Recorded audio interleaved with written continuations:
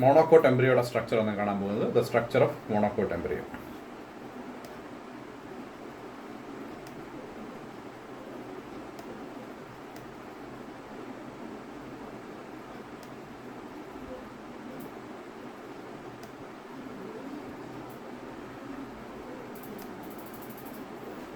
So the monocote embryo, we have to study the structure of monocote embryo. അത് സാധാരണഗതിയിൽ ചോദിക്കാറുള്ള ഒരു ചോദ്യമാണ്, what is the structure of monocot embryo. അങ്ങനെ ഒരു വലിയ ക്വസ്റ്റ്യൻ ആയിട്ട് ചോദിക്കുന്നതിനേക്കാൾ അതിനകത്ത് കുറച്ച് സ്പെഷ്യലൈസ്ഡ് സ്ട്രക്ചേഴ്സ് ഉണ്ട്. When compared to dicot embryo, dicot എംബ്രിയോയിൽ ഇല്ലാത്ത കുറച്ച് സ്പെഷ്യലൈസ്ഡ് സ്ട്രക്ചേഴ്സ് നമുക്ക് മോണോകോട്ട് എംബ്രിയോയിൽ കാണാം. അപ്പോൾ അതുകൊണ്ട് അത് ഓരോന്നും എന്താണ് എന്ന രീതിയിലാണ് കൂടുതൽ ചോദ്യങ്ങൾ വരിക. പിന്നെ മോണോകോട്ട് എംബ്രിയോയും ഡൈക്കോട്ട് എംബ്രിയോയും തമ്മിൽ താരതമ്യം ചെയ്യാൻ ചോദിക്കാറുണ്ട്. അത് താരതമ്യം എന്ന് പറയുമ്പോൾ the comparison between monocot embryo and dicot embryo in the structure and also in the development. How the development of A monocot embryo differ from that of dicot embryo എന്ന രീതിയിൽ ചോദിക്കാറുണ്ട്. കാരണം എന്താ വെച്ചാൽ ഡൈക്കോട്ടും മോണോകോട്ടും തമ്മിലുള്ള ഏറ്റവും പ്രധാനപ്പെട്ട ഡിഫറൻസ് കോട്ടിലിഡൻ്റെ എണ്ണത്തിലുള്ള കുറവാണ്. അത് വ്യക്തമായിട്ട് അതിനകത്ത് പേരിൽ നിന്ന് തന്നെ അറിയാം. Dicot means 2 cotyledons and monocot means 1 cotyledon. So it is an embryonal structure. The cotyledons are embryonal structures. So the most important difference between these two groups, ഡൈക്കോട്ടും മോണോക്കോട്ടും എന്താണെന്ന് അറിയാമല്ലോ. അറിയാം, നിങ്ങൾക്ക് അറിയേണ്ടതാണ്. ഡൈക്കോട്ട് എന്ന് പറയുന്നത് നമ്മൾ മോർഫോളജിക്കലി ടാപ്പ് റൂട്ട് സിസ്റ്റം ഉള്ളതും reticulate venation ഉള്ളതും. Tap root system എന്ന് വെച്ചാൽ നാരായ വേര്, നടുക്കൊരു വലിയ എംബ്രിയോയിൽ നിന്ന് തന്നെ സ്റ്റാർട്ട് ചെയ്യുന്ന ഒരു വേരാണ്. അത് എക്സ്റ്റെൻഡ് ചെയ്ത് ജീവിതകാലം മുഴുവൻ കാണും. അതിനകത്ത് നിന്നാണ് ബ്രാഞ്ച് ചെയ്ത് റീബ്രാഞ്ച് ചെയ്ത് മറ്റ് റൂട്ടുകൾ വരുന്നത്. അങ്ങനെയുള്ള ഇതിനെയാണ് നമ്മൾ നാരായ വേര് അഥവാ ടാപ്പ് റൂട്ട് എന്ന് വിളിക്കുന്നത്. അത് നമ്മൾ നോക്കിയാൽ അറിയാം, ഡൈക്കോട്ട് പ്ലാന്റ്സിൽ മാത്രമാണ് ഈ നാരായ വേര് കാണപ്പെടുന്നത്. അതായത് പ്ലാവ്, മാവ് തുടങ്ങിയ വലിയ വൃക്ഷങ്ങളുടെ അല്ലെങ്കിൽ ചെറിയ ചെടികളാണ്, കമ്മ്യൂണിസ്റ്റ് വെച്ച തുടങ്ങിയ ചെടികളുടേതായാലും നമുക്കൊരു നാരായ വേര്, നടുക്കൊരു പ്രധാനപ്പെട്ട വേരും അതിൻ്റെ ബ്രാഞ്ചസും കാണാം. എന്നാൽ മോണോകോട്ട് എന്ന് പറയുന്നത്, മോണോകോട്ടിൻ്റെ എക്സാമ്പിൾസായിട്ട് നമ്മൾ പറയാറുള്ളത് തെങ്ങ്, നെല്ല് തുടങ്ങിയ സസ്യങ്ങളാണ്. ഇവയ്ക്ക് ഒരു ടാപ്പ് റൂട്ട് സിസ്റ്റം ഇല്ല. എന്തുകൊണ്ട് ഇങ്ങനെയെന്ന് ചോദിച്ചാൽ, അവയുടെ എംബ്രിയോയിൽ ഒരു റാഡിക്കിൾ ഉണ്ടെങ്കിലും ആ റാഡിക്കിൾ സീഡ് സ്പ്രൗട്ടിങ്ങിന് ശേഷം അടർന്നു പോവുകയും അതിനുശേഷം അതിൻ്റെ ചുവട്ടിൽ നിന്ന് വരുന്ന നിരവധി adventitious fibrous roots, adventitious roots എന്ന് പറഞ്ഞതിനേക്കാൾ നമ്മളതിന് ഉപയോഗിക്കുന്നത് ഫൈബ്രസ് റൂട്ട് എന്ന വാക്കാണ്. പക്ഷേ it is adventitious in origin because it is not embryonal. അപ്പോൾ അങ്ങനെയുള്ള റൂട്ട്, അതായത് നാരായവരല്ല അല്ലാതെയുള്ള റൂട്ട് കാണപ്പെടുന്ന സസ്യങ്ങളെയാണ് നമ്മൾ മോണോകോട്ടുകൾ എന്ന് വിളിക്കുന്നത്. ആ മോണോകോട്ടിന് ഒരു കോട്ടിലഡൻ മാത്രമേ ഉള്ളൂ. അപ്പോൾ ഈ ഒരു ഡിഫറൻസ് വളരെ പ്രധാനപ്പെട്ടതാണ്. എന്തുകൊണ്ടാണ് അത് അടർന്നു പോയിട്ട് മെയിൻ റൂട്ട് നിലനിൽക്കാത്തതെന്നുള്ളതും നമുക്ക് ഈ എംബ്രിയോജനി പഠിക്കുമ്പോൾ മനസ്സിലാവും. പിന്നീട് reticulate venation, branching pattern, presence of axillary buds തുടങ്ങിയ നിരവധി ക്യാരക്ടേഴ്സ് കൊണ്ട് ഈ രണ്ട് പ്രധാനപ്പെട്ട ഗ്രൂപ്പുകളും രണ്ടായിട്ട് തിരിഞ്ഞു നിൽക്കുന്നു എന്നുള്ള കാര്യം നമ്മൾ പഠിച്ചിട്ടുണ്ട് നേരത്തെ തന്നെ. അപ്പോൾ ഈ മോണോകോട്ടും ഡൈക്കോട്ടും തമ്മിലുള്ള, മോണോകോട്ട് എംബ്രിയോയും ഡൈക്കോട്ട് എംബ്രിയോയും തമ്മിലുള്ള ഡിഫറൻസ് ആണ് ഏറ്റവും പ്രധാനമായിട്ട് ചോദിക്കാറുള്ളത്. പിന്നെയുള്ളത് മോണോകോട്ട് എംബ്രിയോയിൽ മാത്രം കാണപ്പെടുന്ന ചില സ്ട്രക്ചേഴ്സ്, അതിൻ്റെ പേര് തന്നിട്ട് അത് എന്താണ് എന്ന് ചോദിക്കാറുണ്ട്. ഈ രീതിയിലാണ് ക്വസ്റ്റ്യൻസ് വരാറുള്ളത്. അപ്പോൾ അതുകൊണ്ട് ഇതിൻ്റെ ഓണ്ടോജനി, ഡെവലപ്മെൻറ്റും അതിൻ്റെ സ്ട്രക്ചറും ഡൈക്കോട്ട് എംബ്രിയോ നമ്മൾ കണ്ടതുപോലെ തന്നെ ഇത് ശ്രദ്ധിക്കുക. ഒരു മോണോകോട്ട് എംബ്രിയോയുടെ സ്ട്രക്ചർ ഇതാണ്. മോണോകോട്ട് എംബ്രിയോയുടെ പിക്ചർ ഞാൻ റൈറ്റ് സൈഡിൽ കൊടുത്തിട്ടുണ്ട്. അതിൻ്റെ ഡിസ്ക്രിപ്ഷനാണ് ലെഫ്റ്റ് സൈഡിലുള്ളത്. ജസ്റ്റ് ഒന്ന് വായിച്ച് നോക്കുക. The embryos of monocotyledons have only one cotyledon. ഒരു കോട്ടിലഡൻ മാത്രമേ ഉണ്ടാവുകയുള്ളൂ മോണോകോട്ട് എംബ്രിയോയ്ക്ക്. In grass family means Poaceae അല്ലെങ്കിൽ ഗ്രാമിനെ എന്ന് നമ്മൾ വിളിക്കുന്ന പുല്ല് വർഗത്തിൽപ്പെട്ട ചെടികളുടെ ഫാമിലിയാണ് Gramineae. In grass family this cotyledon is called scutellum. അപ്പോൾ ഇതൊരു ചോദ്യമായിട്ട് ആവർത്തിച്ച് ചോദിക്കാം. വാട്ട് ഈസ് സ്കൂട്ടെല്ല എന്ന് ചോദിച്ചാൽ നമ്മൾ പറയേണ്ടത് the scutellum is the single cotyledon present in Poaceae അല്ലെങ്കിൽ ഗ്രാമിനെ എന്ന് പറയണം. മോണോകോട്ടിലഡൻസ് എന്ന് പറഞ്ഞാൽ പോരാ. മോണോകോട്ടിലഡൻസ് പറഞ്ഞാൽ തെറ്റായി പോകും. എല്ലാ മോണോകോട്ട്സിൻ്റെയും കോട്ടിലഡനെ നമ്മൾ സ്കൂട്ടെല്ലം എന്ന് വിളിക്കാറില്ല. മറിച്ച് ഗ്രാമിനെ ഫാമിലി അല്ലെങ്കിൽ പൊയേസിയ ഫാമിലിയിൽ വരുന്ന പ്ലാന്റ്സിൻ്റെ സിംഗിൾ കോട്ടിലഡനെയാണ് നമ്മൾ സ്കൂട്ടെല്ലം എന്ന വാക്ക് ഉപയോഗിച്ച് വിളിക്കുന്നത്. അപ്പോൾ അത് വ്യക്തമായിട്ട് മനസ്സിലാക്കുക. അപ്പോൾ സ്കൂട്ടെല്ലം എന്താണ് എന്നുള്ളതൊരു പ്രധാനപ്പെട്ട ചോദ്യമാണ്. Then it is situated toward the lateral side of the embryonal axis. ഒരു എംബ്രിയോണൽ ആക്സിസിൻ്റെ, this is the embryo, this is the embryonal axis. ആ എംബ്രിയോണൽ ആക്സിസിൻ്റെ ഒരു സൈഡിലായിട്ടാണ് സ്കൂട്ടെല്ലം അഥവാ ഈ മോണോകോട്ടിലഡൻ, സിംഗിൾ കോട്ടിലഡൻ കാണപ്പെടുന്നത്. ഇപ്പുറത്തെ വശത്തിന് കൗണ്ടർ പാർട്ട് കോട്ടിലഡൻ ഇല്ല. ആ കോട്ടിലഡൻ റൂഡിമെൻ്ററി ആയിട്ട് ഇപ്പുറത്ത് നിൽക്കുന്നേ ഉള്ളൂ. ഒരു കോട്ടിലഡൻ മാത്രമേ നമുക്കിവിടെ കാണാൻ സാധിക്കുന്നുള്ളൂ. This axis at its lower end has radicle and root cap enclosed in a sheath called coleorhiza. This axis എന്ന് വെച്ചാൽ ഈ എംബ്രിയോണൽ ആക്സിസ്, ഇതാണ് എംബ്രിയോയുടെ ആക്സിസ് എന്ന് പറയുന്നത്. ഈ എംബ്രിയോണൽ ആക്സിസ് ഏറ്റവും താഴെ ഒരു റാഡിക്കൽ ഉണ്ട്. റാഡിക്കൽ മീൻസ് റൂട്ട് ടിപ്പാണ്. റൂട്ട് ടിപ്പ് എന്ന് വെച്ചാൽ എംബ്രിയോയുടെ റൂട്ടിൻ്റെ ടിപ്പ്, എംബ്രിയോയിൽ കാണപ്പെടുന്ന റൂട്ടിൻ്റെ ടിപ്പ്. അതാണ് പിന്നീട് അടർന്നു പോകുമെന്ന് ഞാൻ പറഞ്ഞത്. ഈ എംബ്രിയോണൽ റൂട്ട് ടിപ്പ് ഉണ്ട്. ആ റൂട്ട് ടിപ്പിനെയാണ് നമ്മൾ റാഡിക്കൽ എന്ന് വിളിക്കുന്നത്. നമ്മൾ ഡൈക്കോട്ട് എംബ്രിയോയിലും കണ്ടതാണ് റാഡിക്കൽ. ഇതിനൊരു റൂട്ട് ക്യാപ്പ് ഉണ്ട്. ഈ റൂട്ട് ക്യാപ്പ് ഒരു ഷീത്ത് കൊണ്ട് കവർ ചെയ്തിരിക്കും. ആ ഷീത്തിനെ നമ്മൾ വിളിക്കുന്നത് കോളിയോറൈസ എന്നാണ്. ഈ കോളിയോറൈസയുടെ ഓണ്ടോജനി, കോളിയോറൈസ എന്താണെന്നുള്ളത് നമുക്ക് പിന്നീട് കാണാം. അപ്പോൾ ഒരു പ്രധാനപ്പെട്ട ഡിഫറൻസ് എന്ന് പറയുന്നത് പ്രസൻസ് ഓഫ് കോളിയോറൈസ എന്നുള്ളതാണ്. കോളിയോറൈസ, വാട്ട് ഈസ് കോളിയോറൈസ എന്ന് ചോദിച്ചാൽ നമ്മൾ പറയണം, the coleorhiza is the sheath enclosing the root cap at the lower end of the embryonal axis below the radicle എന്ന് നമ്മൾ പറയണം. റാഡിക്കലിന് താഴെയായി കാണപ്പെടുന്ന റൂട്ട് ക്യാപ്പിനെ എൻക്ലോസ് ചെയ്യുന്ന ഒരു മെംബ്രേനിയസ് ഷീത്താണ് കോളിയോറൈസ എന്നാണ് നമ്മൾ പറയേണ്ടത്. അപ്പോൾ കോളിയോറൈസ എന്താണ് എന്നുള്ളതും ഒരു പ്രധാനപ്പെട്ട ചോദ്യമാണ്. അതിന് തുല്യമായിട്ട് ഇവിടെ നമുക്ക് ഷൂട്ട് അപ്പെക്സിന് മുകളിലായിട്ടൊരു കോളിയോപ്റ്റൈലും കാണാം. അപ്പോൾ കോളിയോപ്റ്റൈലും കോളിയോറൈസയും തമ്മിലുള്ള വ്യത്യാസം എന്താണ് എന്നും ചോദിക്കാം. The difference between coleorhiza and coleoptile. The coleorhiza is the covering or sheath around the root cap and radicle, but the coleoptile is the sheath around the shoot tip. This is the difference. അപ്പോൾ ഇത് രണ്ടും ചോദിക്കാവുന്നതാണ് examination. Difference എന്താണെന്ന് ചോദിക്കാം, ഇത് ഓരോന്നും എന്താണെന്ന് ചോദിക്കാം, പിന്നെ സ്കൂട്ടെല്ലം എന്താണെന്ന് ചോദിക്കാം. വീണ്ടും the part of axis above the level of attachment of scutellum is called epicotyle. അപ്പോൾ ഈ സ്കൂട്ടെല്ലത്തിന് എബോവ് ആയിട്ട് കാണപ്പെടുന്ന ഈ സ്കൂട്ടെല്ലം, ഇതാണ് സ്കൂട്ടെല്ലം നമ്മൾ പറയുന്നത്. ഈ സ്കൂട്ടെല്ലം അറ്റാച്ച് ചെയ്തിരിക്കുന്നത് ഇവിടെയാണ്. ഈ സ്കൂട്ടെല്ലം അറ്റാച്ച് ചെയ്തിരിക്കുന്ന റീജിയന് മുകളിൽ കാണുന്ന ഈ ഭാഗത്തെ നമ്മൾ, ഇതിന് മുകളിലോട്ടുള്ള ഭാഗത്തെ നമ്മൾ എപ്പിക്കോട്ടൈൽ എന്ന് വിളിക്കും. ഇറ്റ് ഹാസ്, ഇപ്പോൾ എപ്പിക്കോട്ടൈലിനകത്ത് എന്തൊക്കെയാണുള്ളത് എന്ന് ചോദിച്ചാൽ, it has a shoot tip, അല്ലേ, this is a shoot tip and a few leaf primodia, leaf അല്ല, leaf primodia ആണ്, leaf primodia enclosed in a hollow foliar structure called coleoptile. This is the coleoptile. അപ്പോൾ ഇത് ഒരു foliar envelope around the shoot tip ആണെന്ന് പറയാം, coleoptile ആണ്. അപ്പോൾ what is coleoptile? The coleoptile is a foliar structure which enclosing the shoot apex and leaf primodia എന്ന് വേണം നമ്മൾ പറയാം. So coleoptile is here, coleorhiza at the opposite end.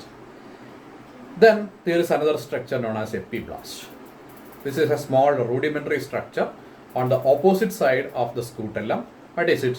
This is the rudimentary second cotyledon. അതായത് മോണോകോട്ടിലഡൻസിനകത്ത് ഒരു cotyledon മാത്രമേ ഉള്ളൂ എന്ന് നമ്മൾ പറഞ്ഞു. ആ കോട്ടിലഡനെ നമ്മൾ ഗ്രാമിനെ ഫാമിലിയിൽ വിളിക്കുന്നത് സ്കൂട്ടെല്ലം എന്നാണ്. സ്കൂട്ടെല്ലത്തിൻ്റെ ഓപ്പോസിറ്റ് സൈഡിൽ സ്വാഭാവികമായിട്ടും വരേണ്ടിയിരുന്നത് രണ്ടാമത്തെ കോട്ടിലഡനാണ്, ഡൈക്കോട്ട് പ്ലാന്റ്സിലൊക്കെ ഉള്ള പോലെ. പക്ഷേ ആ കോട്ടിലഡൻ ഡെവലപ്പ് ചെയ്യുന്നില്ല, മറിച്ച് ഒരു റൂഡിമെൻ്ററി സ്ട്രക്ചർ ആയിട്ട് കാണപ്പെടുന്നു എന്നുള്ളതാണ്. അപ്പോൾ ഇതൊരു പ്രധാനപ്പെട്ട ക്യാരക്ടറാണ് the presence of epiblast.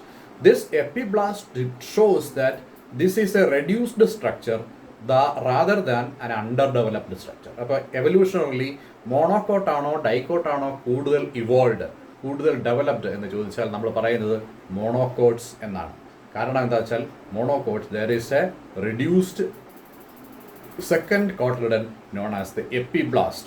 The presence of epiblast shows that this is an reduced structure and not an underdeveloped or structure before development. This is a reduced structure. Already sometimes it was there, but it is gradually reduced by evolution എന്നുള്ളതാണ്.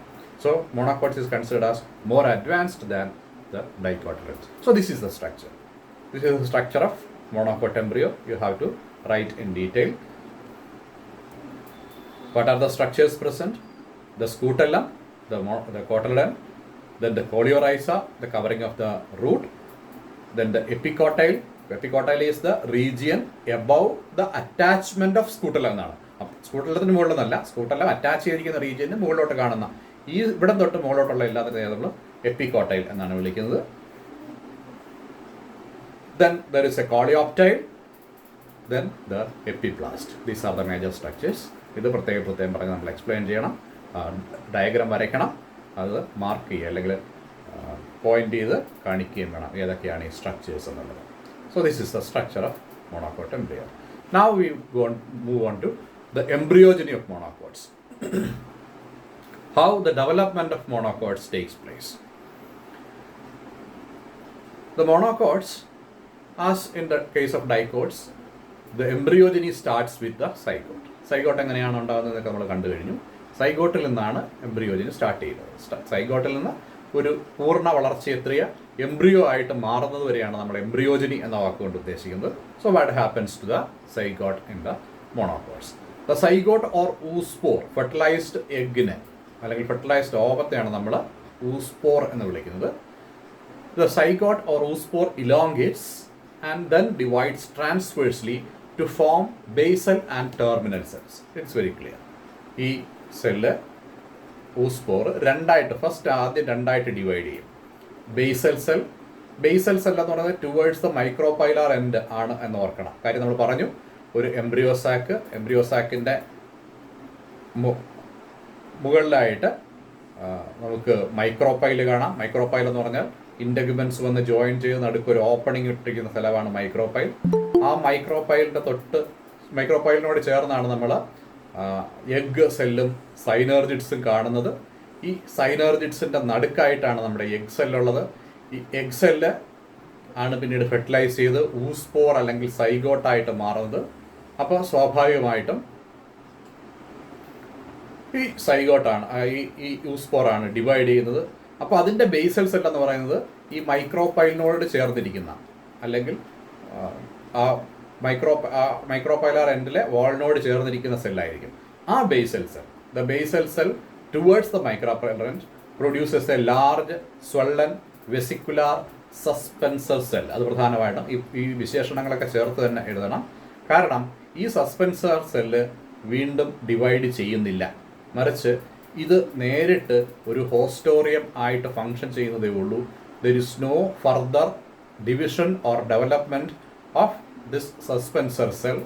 So it is very important. The basal cell, അതായത് zygote അല്ലെങ്കിൽ oospore രണ്ടായിട്ട് divide ചെയ്യുന്നു. മുകളിലും താഴെ രണ്ട് cells വരുന്നു. ആ വാളിനോട് ചേർന്നുള്ള സെല്ലിനെ നമ്മൾ അല്ലെങ്കിൽ മൈക്രോപൈലാർ എൻഡിനോട് ചേർന്നുള്ള സെല്ലിനെ നമ്മൾ ബേസൽ സെൽ എന്ന് വിളിക്കുന്നു. ഈ ബേസൽ സെല്ല് വീണ്ടും ഡിവൈഡ് ചെയ്യുന്നില്ല, മറിച്ച് അതൊരു സസ്പെൻസർ ആയിട്ട് പിന്നെ ന്യൂട്രീഷൻ അബ്സോർബ് ചെയ്യാൻ വേണ്ടിയുള്ള ഹോസ്റ്റോറിയമായിട്ടും വർക്ക് ചെയ്യുന്നു. ഇനി ഈ ടെർമിനൽ സെല്ല്, അപ്പോൾ ബേസൽ സെല്ലിൻ്റെ കാര്യമാണ് നമ്മൾ ആദ്യം പറഞ്ഞത്. ഇനി ഒരു ടെർമിനൽ സെല്ലുണ്ട്. ആ ടെർമിനൽ സെല്ലാണ് നമ്മൾ എംബ്രിയോ പ്രോപ്പറായിട്ട് മാറുന്നത്. The terminal cell divides by another transverse wall to form 2 cells. അതാണ് ഇവിടെ സെക്കൻഡ് പിക്ചർ കാണിച്ചിരിക്കുന്നത്. ഇത് ഒരു ആദ്യത്തെ ഡിവിഷൻ കഴിഞ്ഞുണ്ടാകുന്ന സസ്പെൻസർ സെല്ല് വലുതാകത്തേ ഉള്ളൂ, അത് പിന്നെ ഡിവൈഡ് ചെയ്യുന്നില്ല. അടുത്ത cell, next cell, the terminal cell divides into 2 and form again 2 cells. The terminal cell and a middle cell. The top cell, ഇത് നമ്മൾ അടുത്ത സ്ലൈഡുകളിൽ വിശദമായിട്ട് ഇതിൻ്റെ ഡിവിഷൻ കാണാം. എംബ്രിയോജനി വളരെ ചുരുക്കി ചോദിക്കുകയാണെങ്കിൽ നമ്മൾ ഇത്രയും പറഞ്ഞാൽ മതി. ഒരു ഇൻട്രൊഡക്ഷൻ ആയിട്ട് കരുതാം. ചുരുക്കി പറയുകയാണെങ്കിൽ ഇത്രയും പറയാം.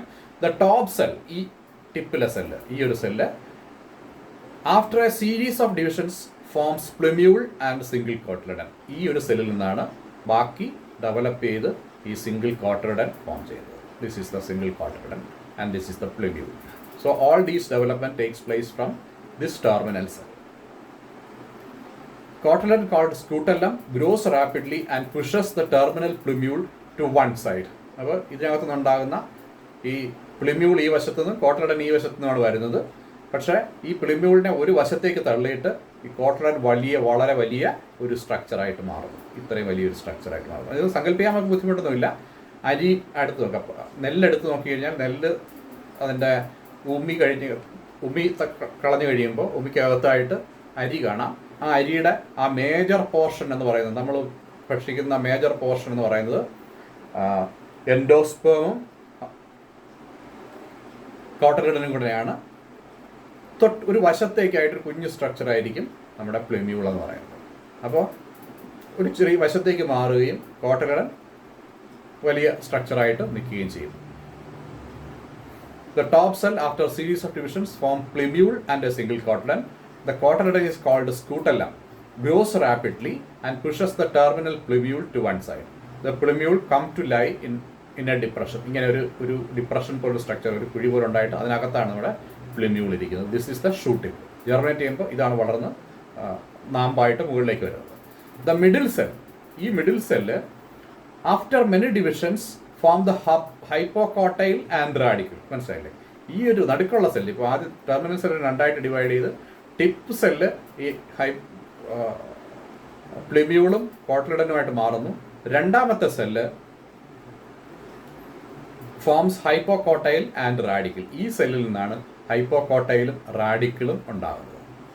ഈ സെല്ല്, ഈ രണ്ടാമത്തെ സെല്ലാണ് ഡിവൈഡ് ചെയ്ത് ഹൈപ്പോകോട്ടൈലും റാഡിക്കലുമായിട്ട് മാറും.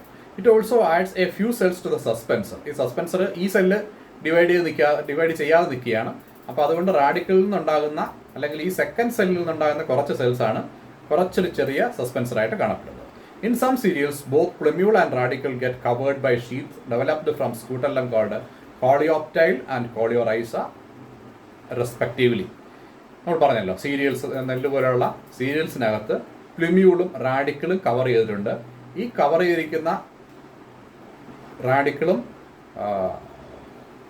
പ്ലിമ്യൂളും കവർ ചെയ്തിരിക്കുന്ന ഷീത്തുകൾ എന്ന് പറയുന്നത് എവിടെ നിന്നുണ്ടാകുന്നതാണ്? സ്കൂട്ടല്ലത്തിൽ നിന്ന് ഉണ്ടാകുന്നതാണ്. സ്കൂട്ടല്ല എന്ന് പറയുന്നത് ഒരു കോട്ടലിഡൻ സ്ട്രക്ചറാണ്. അപ്പോൾ ഇതിൻ്റെ ഒരു ഭാഗം തന്നെയാണ് ഇതിനെയും കവർ ചെയ്യുന്നത്, ഇതിനെയും കവർ ചെയ്യുന്നത്. അപ്പോൾ അതിൻ്റെ പേരുകൾ ഏതൊക്കെയാണ്?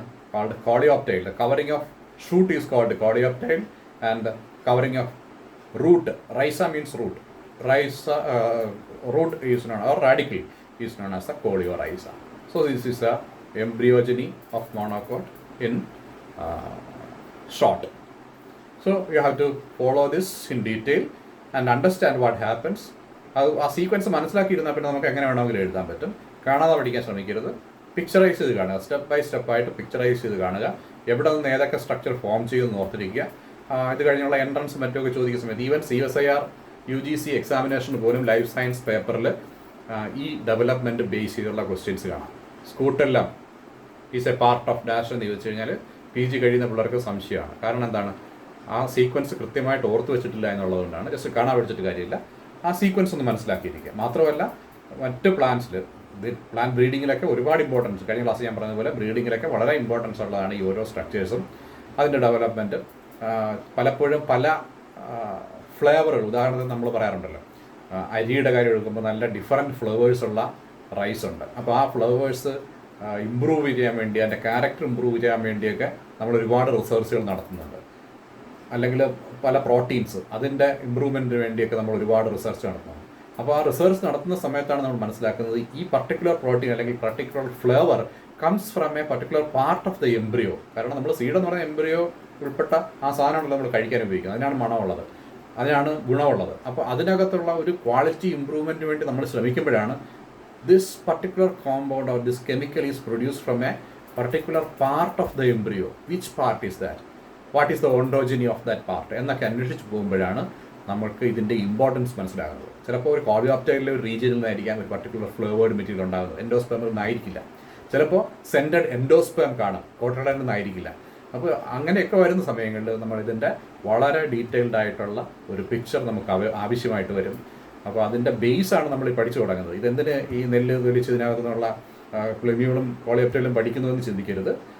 Even if in higher research we have to trace out the origin of many chemicals and many compounds and we have to trace it to the embryonal level. എങ്കിൽ മാത്രമേ നമുക്ക് അതിനെ മാനിപ്പുലേറ്റ് ചെയ്യാൻ പറ്റത്തുള്ളൂ. So it is very important to understand all these things. Beyond all these examinations. So നമ്മുടെ example പഠിക്കാൻ നമുക്കുള്ളത്, അതായത് മോണോകോട്ട് എംബ്രിയോ ജനറലായിട്ടാണ് അതിൻ്റെ ഓണ്ടോജനി നമ്മളിവിടെ പറഞ്ഞത്.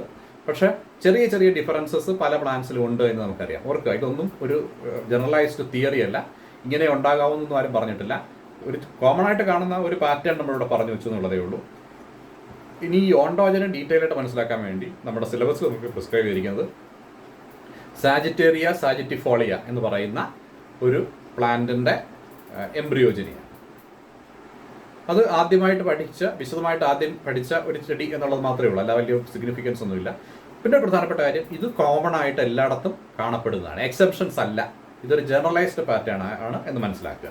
അപ്പോൾ ഈ രണ്ട് കാര്യങ്ങളുണ്ട്, ആദ്യമായിട്ട് വിശദമായിട്ട് പഠനത്തിന് വിധേയമാക്കിയതും പിന്നെ കോമൺ ആയിട്ട് എല്ലാ പ്ലാന്റ്സിലും കാണപ്പെടുന്നതുമായ ഒരു പാറ്റേൺ ആയതുകൊണ്ടാണ് നമ്മൾ ഈ പർട്ടിക്കുലർ പ്ലാന്റിലെ എംബ്രിയോജനി പഠിക്കുന്നത്. പരീക്ഷയ്ക്ക് ചിലപ്പോൾ explain the embryogeny of Sagittaria sagittifolia എന്ന് ചോദിച്ചാൽ നമ്മൾ മനസ്സിലാക്കണം, ഇത് നല്ല മാർക്കിന് വിശദമായിട്ട് എഴുതാനുള്ളതാണ്.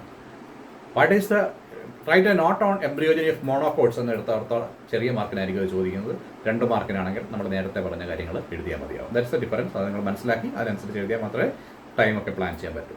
അപ്പോൾ നോക്കുക, സാജിറ്റേറിയ സാജിറ്റിഫോളിയ എന്ന പ്ലാന്റിലെ എംബ്രിയോജനി എങ്ങനെയാണെന്ന് നോക്കുക, ഡെവലപ്മെന്റ് ഓഫ് എംബ്രിയോ എങ്ങനെയാണെന്ന് നോക്കുക. There is no essential difference between monocotyledons and dicotyledons regarding the early cell divisions of the pro-embryo, but mature embryo differs very much. Here the embryogeny of Sagittaria sagittarifolia has been given as one of the examples. അത് മാത്രമാണ് ഓർത്തിരിക്കുക, ഇതൊരു example മാത്രമാണ്. The zygote divides transverse നമ്മൾ പറഞ്ഞ കാര്യങ്ങൾ തന്നെയാണ്, അത് ഞാൻ വീണ്ടും എക്സ്പ്ലെയിൻ ചെയ്യുന്നില്ല, പുതിയ കാര്യങ്ങൾ മാത്രം ഞാൻ എക്സ്പ്ലെയിൻ ചെയ്യുന്നുള്ളൂ. The zygote divides transversely forming a terminal cell and the basal cell. നമ്മൾ പറഞ്ഞു കഴിഞ്ഞു, ഒരു ആദ്യം സൈഗോട്ട് 2ആയിട്ട് ഡിവൈഡ് ചെയ്യുന്നു, ഒരു ബേസൽ സെല്ലും ഒരു ടെർമിനൽ സെല്ലും ഉണ്ടാകുന്നു. ബേസൽ സെൽ എന്ന് പറയുന്നത് the cell seen towards the micropylar end എന്നുള്ളതാണ്. The basal cell which is larger and lies towards the micropylar end does not divide again but becomes transformed directly into a vesicular cell. Large vesicular cell means vesicular cell it acts as a vesicle storage and it will also develop as a hostorium for the absorption of nutrients. ഈ food materials store ചെയ്യുക, absorb ചെയ്യുക, store ചെയ്യാൻ തുടങ്ങുമ്പോഴാണ് ഇത് large സൈസുള്ള cells ആയിട്ട് മാറും, individual cells. The terminal cells divides transversely forming 2 cells. നമ്മൾ പറഞ്ഞു 2 cells. Of these the lower cell divides vertically forming a pair of juxtaposed cells and the middle cell divides transversely into 2 cells. This is the zygote. This undergo division. A basal cell and a terminal cell are formed. Then the basal cell becomes the suspensor or the postoria. The terminal cell divides into 2. Then the terminal cell of these 2 cells, one divides like this. This is the juxtaposed cells. The lower cell undergo transverse division. That is what we say. ഈ cell 2ആയിട്ട് ഇങ്ങനെ transverse ആയിട്ട് ചെയ്യും, ഇത് വെർട്ടിക്കലായിട്ട് divide ചെയ്യും, ഇങ്ങനൊരു സ്ട്രക്ചറിലേക്ക് എത്തും.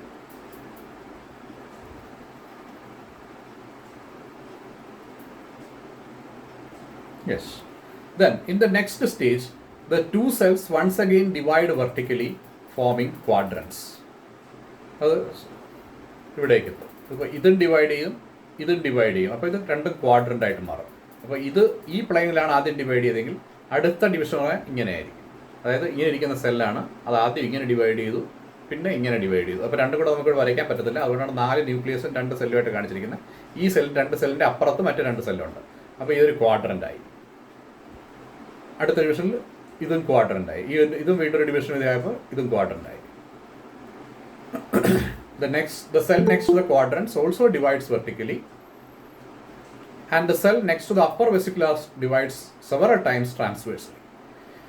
The quadrants now divide transversely, forming the octants. നമ്മളിവിടെ കണ്ട ക്വാഡ്രൻ്റ്, ടിപ്പിലെ ക്വാഡ്രൻ്റ് വീണ്ടും ഡിവൈഡ് ചെയ്ത് ഒക്ടൻ്റ് ആയിട്ട് മാറും. ഇത് ഇങ്ങനെ ഒരു ഡിവിഷൻ. ഇപ്പോൾ ഇവിടെ 4 സെൽസ് ഉണ്ട്, ഇവിടെ 2 എണ്ണം, ഇവിടെ 2 എണ്ണം, അതിൻ്റെ അപ്പുറത്ത് വെച്ച് 2 എണ്ണം.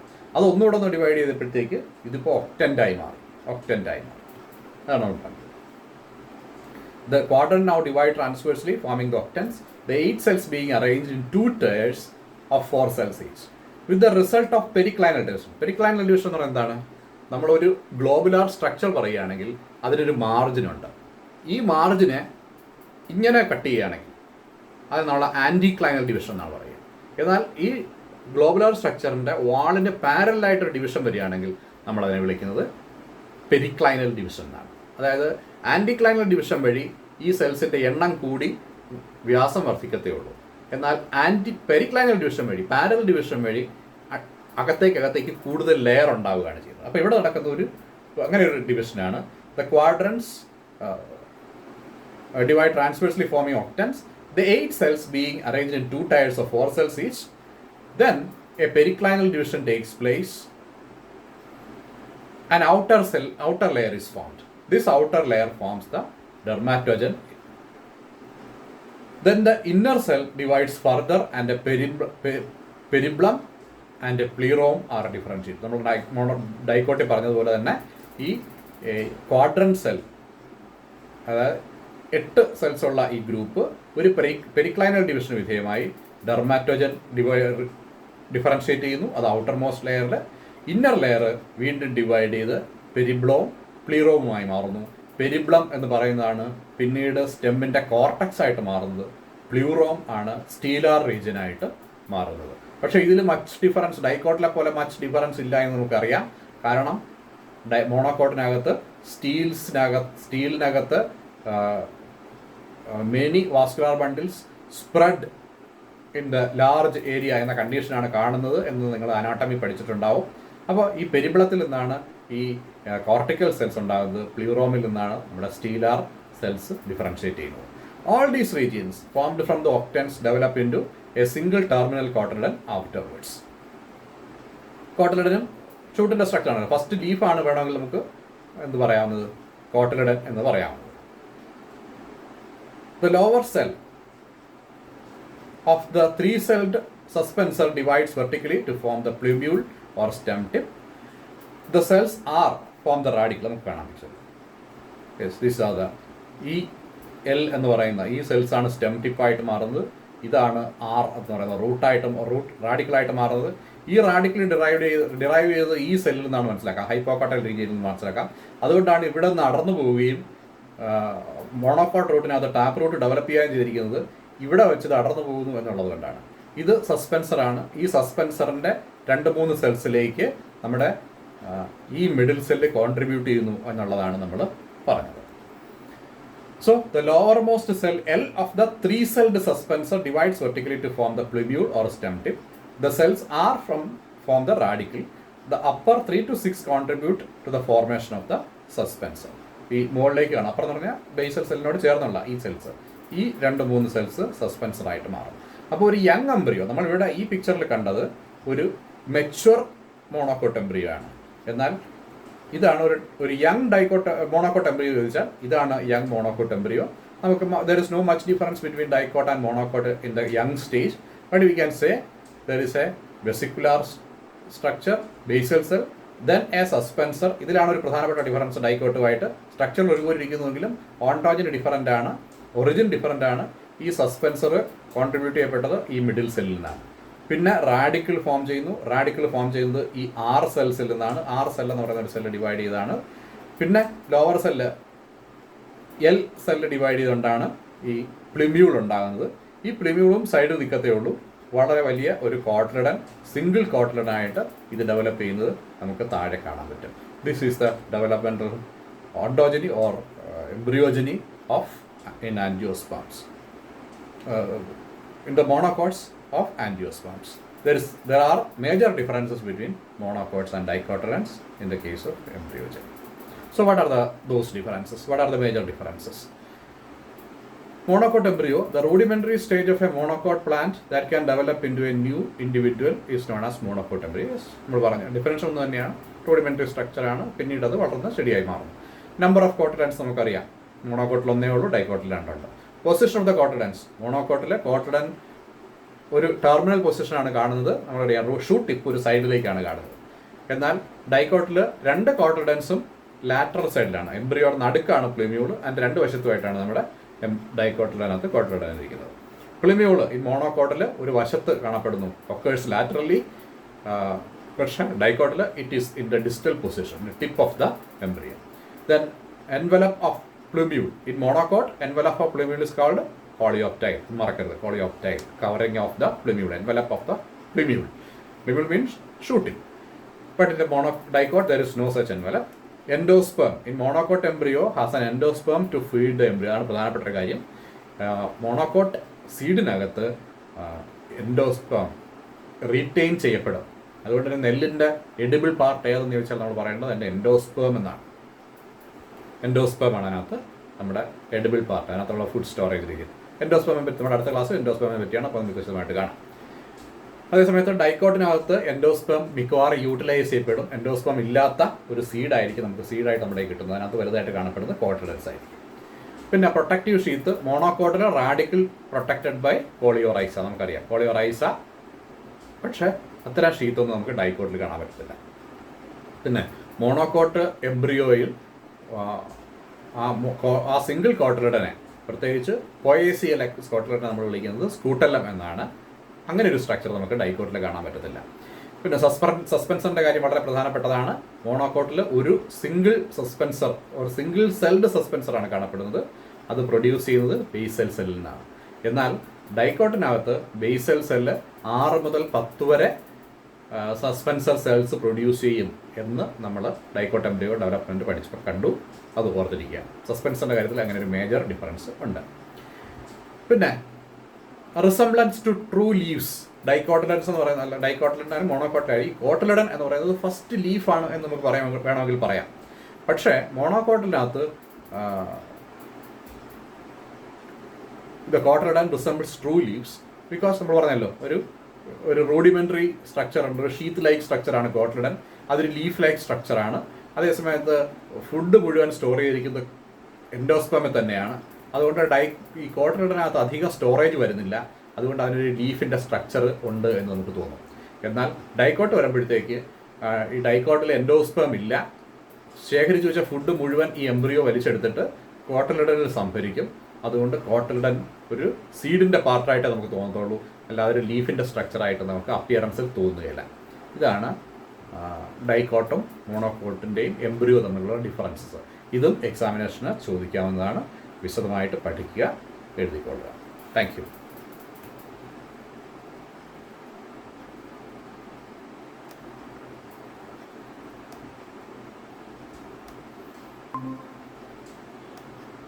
അപ്പോൾ ഇത്രയാണ് നമുക്ക്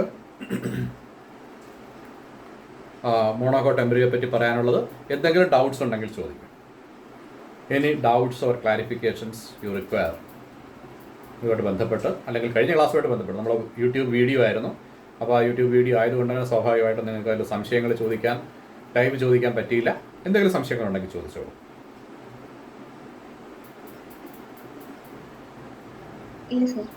ഓക്കെ, ഞാൻ നിങ്ങളുടെ ക്ലാസ് പറഞ്ഞെങ്കിലും മാറ്റാൻ എനിക്ക് പറ്റാത്തത് കൊണ്ടല്ല. എനിക്കിപ്പോൾ 10 മണിക്ക് ഒരു NCCയുടെ ഒരു ട്രെയിനിങ് നടന്നുകൊണ്ടിരിക്കുകയാണ്. അപ്പോൾ അതിൽ എനിക്ക് 1 മണി വരെ 10 തൊട്ട് 1 മണി വരെ നിർബന്ധമായിട്ട് ഞാൻ ഉണ്ടാവണമെന്ന് പറഞ്ഞിട്ടുണ്ട്. അതുകൊണ്ട് വേറൊരു ടൈമിൽ നിന്ന് എനിക്ക് എടുക്കാൻ പറ്റാത്തതുകൊണ്ടാണ് നിങ്ങൾ പെട്ടെന്ന് ഇങ്ങനെ പറഞ്ഞപ്പോൾ. നിങ്ങൾ ടൈം ടേബിൾ നോക്കിക്കോളുക. ടൈം ടേബിൾ കിട്ടിയിട്ടില്ലേ? ടൈം ടേബിൾ നോക്കിക്കോളുക. എൻ്റെ അവറിൽ വരുന്ന സമയത്ത് മറ്റാരെങ്കിലും അറേഞ്ച് ചെയ്യുകയാണെങ്കിൽ നേരത്തെ ഒന്ന് വിളിച്ച് പറഞ്ഞേക്കുക കേട്ടോ. അങ്ങനെയാണെങ്കിൽ ഞാൻ ഇന്നത്തെ രാത്രി തന്നെ ഷൂട്ട് ചെയ്ത് നിങ്ങൾ അപ്ലോഡ് ചെയ്തേക്കായിരുന്നു. നിങ്ങൾ ബുദ്ധിമുട്ടിക്കില്ലായിരുന്നു. പക്ഷേ ഒന്ന് ശ്രദ്ധിക്കുക. നമ്മുടെ അവർ തിങ്കളാഴ്ച ഫസ്റ്റ് അവറും വെള്ളിയാഴ്ച ലാസ്റ്റ് അവറും മാത്രമേ ഉള്ളൂ. അപ്പോൾ ആ 2 അവറും ഒന്നുകിൽ ഞാൻ ലൈവ് എടുക്കാൻ പറ്റാത്ത അവസരങ്ങൾ എനിക്കോ നിങ്ങൾക്കും ഉണ്ടാവുകയാണെന്നുണ്ടെങ്കിൽ ഞാൻ തലേന്നത് റെക്കോർഡ് ചെയ്ത് നിങ്ങൾക്ക് ഷെയർ ചെയ്ത് തരാൻ എനിക്ക് ബുദ്ധിമുട്ടൊന്നുമില്ല, ചെയ്തു തരാവുന്നതേ ഉള്ളൂ. അപ്പോൾ അതൊന്ന് പറഞ്ഞേക്കുക. ഇതിനകത്ത് ഈ അവറിൽ ആരെങ്കിലും പല കാരണങ്ങളുണ്ടാവും, നമുക്കങ്ങനെ മത്സരിച്ചിട്ടൊന്നും കാര്യമില്ല. മറ്റെന്തെങ്കിലും കാരണം കൊണ്ട് ആരെങ്കിലും ആ അവറിലേക്ക് കുറച്ച് ക്ലാസ് വേണം എന്ന് പറയുകയാണെങ്കിൽ നിങ്ങളോട് എന്നോട് നേരത്തെ പറയുക.